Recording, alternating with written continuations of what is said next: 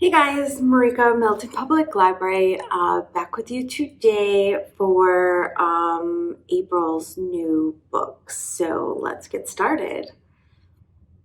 So the first book that I have for you today is called Rabbit Chase, and this book is by Elizabeth LaPensée.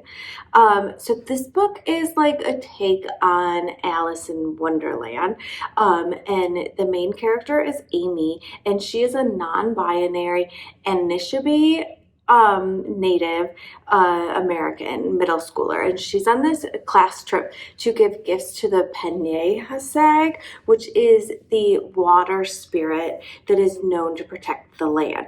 So on this school trip, while these stories are being told about the water spirits and the threat of the land being taken away for development, she accidentally wanders off, or just wanders off. I don't know how you accidentally wander off, and then she gets transported to this altered dimension. So it's just really great because you have the familiarity of the Alice in Wonderland story, that even if you've never read Alice in Wonderland, everyone sort of knows like what happens and knows aspects of it. So there's also what's really neat is there's a glossary in here of the Anishinaabe words in the back, so you don't get lost in sort of like, what does this word mean? Or like how to say it, which even if I read it, I'm not going to say it correctly. My brain just doesn't work like that. But so it's just a really great sort of indigenous take on Alice in Wonderland. And that is Rabbit Chase, and it is by Elizabeth LaPensée. The second book that I have for you today is a super fun, informational nonfiction book that I'm really excited about. It's called Packing for Mars for Kids, and this is by Roach. There is a Packing for Mars for Adults that has been out for a little while.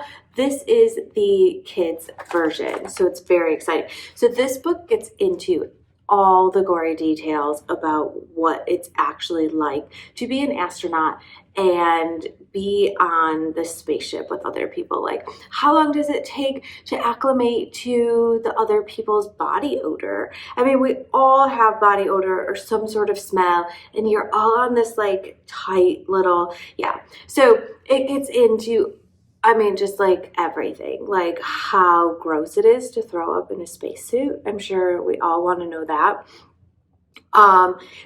So it just does this really excellent job of like examining some of the mundane tasks that you have to do in space, but then also like getting into like the engineering aspects that are performed, but also is just like super humorous and has all these really amazing, just like little tidbits about the nuances of space travel. So it's really, really amazing, and it's super funny, which is a great way to learn about all of these amazing things, because almost everyone, I don't know, everyone I know just loves to laugh. And it's such a great way to learn stuff through laughing, because you're gonna remember it, because you're gonna remember how funny it was. And then that's gonna help lock in the informational bits. So that is Packing for Mars for Kids, and it is by Roach. The third book that I have for you today is called Button Pusher, and this book is by Tyler Page. So this is a graphic novel memoir about growing up with ADD, and also dealing with a father in this case who has very, very angry outbursts in reaction to the ADD of Tyler, which is something that a lot of kids with ADD unfortunately experience. But so his dad becomes very, very angry with his ADD, and his mother tries to compensate by being overly sensitive or tender towards him. So Tyler is a good kid, but he has, says or reacts in ways that is off-putting. But this book does a really great job about explaining about how it's not intentional. Tyler isn't intentionally doing these things. And even when you like ask him, why did you do such and such? He doesn't know, because there's no reason why he did it except for his brain did it. And that's what a lot of kids with ADD and ADHD have to go through. It's not like they want to be, cause problems or outbursts or whatever it is that their reaction is at that time. It's just for whatever reason their brain said do, and they did it, because that's just how it works. When your brain says reach for a cup, you reach for a cup. It's the same thing. You don't think about reaching for the cup. You just do it because that's what your brain's saying to do. So this story does a really, really great job about explaining, like educating in a really nice way, what it's like for someone living with this. So yeah, it's just, and then of course it's in a graphic novel, which I think is easier to help understand certain situations. And I'm really loving that more and more people are putting their memoirs in a graphic novel. I feel like it just comes across better, like when the memoirs are done in novels in verse. I just feel like you can accomplish so much more feelings and understandings through those forms than you can in a regular prose. Maybe that's just me, but I just am really enjoying that these two genres are being taken and to be used in this sort of manner. So yeah, so this book is really, really good for people who are living and have ADD or ADHD, but then also for people who don't, to sort of like help educate you and explain, give you like a little glimpse into what it is like and why some people do the things that they do. So it's just really amazing. And it's called Button Pusher, and it's by Tyler Page.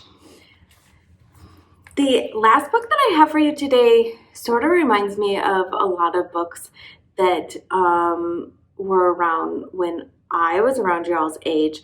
And that's kind of what attracted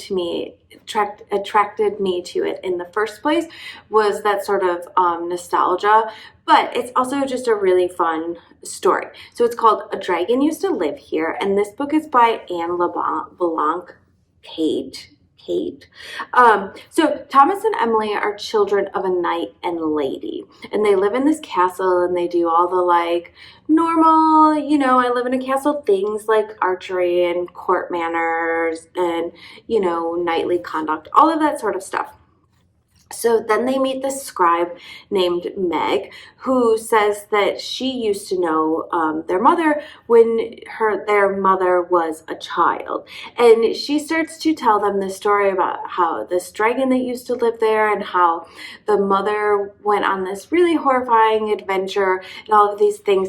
And the kids don't know through these stories whether Meg is telling the truth or if this story is just like this story. And the really fun thing about this is that it's a story in a story, which is really kind of fun and I enjoy. And the cover is super adorable, which I also enjoy. So that is called A Dragon Used to Live Here, and that is by Annette, LeBlanc, Cate.